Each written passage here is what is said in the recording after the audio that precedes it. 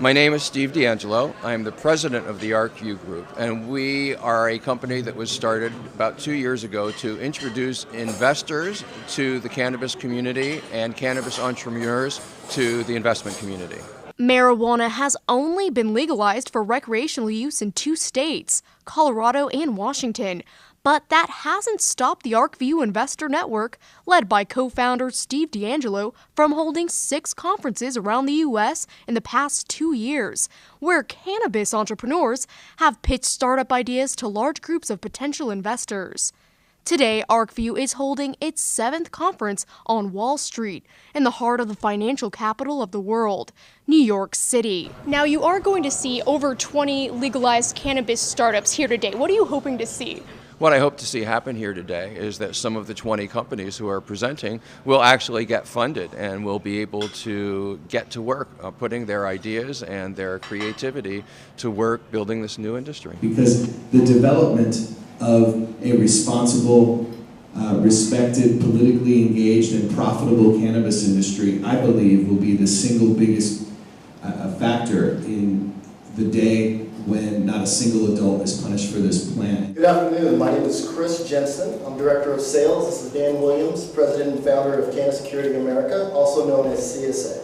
Well, I'm the President and CEO of Cannabis Security America. What we do is we provide security solutions such as alarm systems, CCTV, and door access for medical marijuana facilities and dispensaries. We are a botanical oil separation extraction equipment manufacturer. So we manufacture the equipment that's used to separate the oils from basically any botanical, whether that's cannabis or lavender or anything really. The National Cannabis Industry Association is the only organization representing cannabis businesses at the federal level.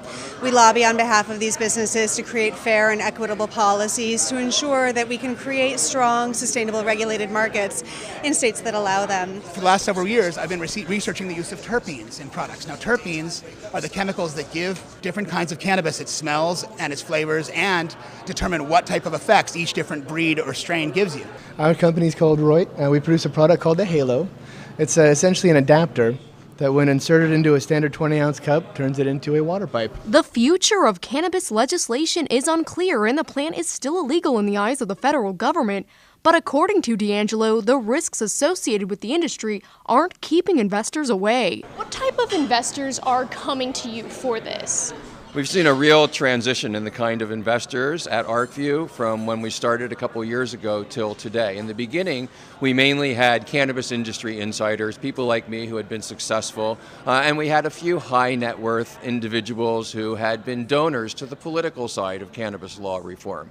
Now what we're seeing more and more is people who come to cannabis from an investment background, who have spent their lives as investors and first became interested in cannabis as investors. So we're beginning to see a move from cannabis industry insiders to more mainstream investment community players. What I'm interested in seeing are businesses that take this very seriously, that are willing to put a professional face on the industry and help move this entire issue into the mainstream. I believe wholeheartedly that will not only lead to profits in the long term, and that folks that do it the right way now and establish credibility now will wind up being the winners financially in the long term. It'll also help further the policy agenda that I've been working on for my entire career, and that I think all of us in this room feel so strongly about. The question is no longer whether cannabis is going to be legalized or even when it's going to be legalized, because we're right in the middle of that process now.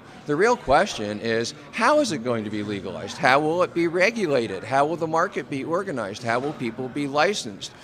Who's going to make the money and who's not going to make the money? All of those questions are going to be played out over the course of the next few years as states like New York grapple with legalizing cannabis and bringing this heretofore illegal industry above ground, out of the shadows, into the light.